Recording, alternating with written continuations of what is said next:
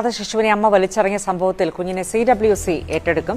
കുഞ്ഞിനെ വേണ്ടെന്ന് 19 വയസ്സുകാരിയായ അമ്മ അറിയിച്ചു. 2 മാസത്തെ പരിപാലനത്തിന് ശേഷം അമ്മയ്ക്ക് മനമാറ്റം ഉണ്ടായാൽ മാത്രം കുട്ടിയെ വിട്ടു നൽകും. നിലവിൽ വണ്ടാനം മെഡിക്കൽ കോളേജ് ആശുപത്രിയിൽ ചികിത്സയിലാണ് അമ്മയും കുഞ്ഞും. ഈ അമ്മ കുഞ്ഞിനെ സ്വീകരിക്കാൻ തയ്യാറല്ല, മാത്രമല്ല കുഞ്ഞിന് പാല് കൊടുക്കാൻ പോലും തയ്യാറല്ല എന്നുള്ളതാണ് ആശുപത്രി അധികൃതർ അറിയിച്ചത്. കഴിഞ്ഞ തിങ്കളാഴ്ച രാത്രി കുടുംബത്തോടൊപ്പം പിതാവിനൊപ്പം ആശുപത്രിയിലേക്ക് ഈ 19-കാരിയെ യുവതി എത്തുന്നു. വയറുവേദനയാണെന്ന് പറഞ്ഞാണ് ആശുപത്രിയിലേക്ക് എത്തുന്നത്.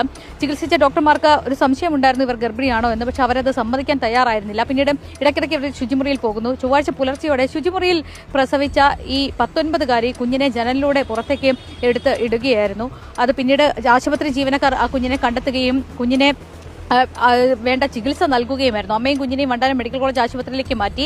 ഈ അമ്മയ്ക്കെതിരെ വധശ്രമത്തിന് 19-കാരിക്കെതിരെ വധശ്രമത്തിന് ഹരിപ്പാട് പോലീസ് കേസെടുക്കുകയും ചെയ്തിരുന്നു. കുഞ്ഞിന്റെ ആരോഗ്യനില തൃപ്തികരമാണ്. കുഞ്ഞിനെ ഏറ്റെടുക്കാൻ തയ്യാറാണോ എന്ന് ഈ 19-കാരിയോട് ചോദിച്ചപ്പോൾ അതിന് തയ്യാറല്ല എന്നുള്ളതാണ് ഈ 19-കാരി പറഞ്ഞത്.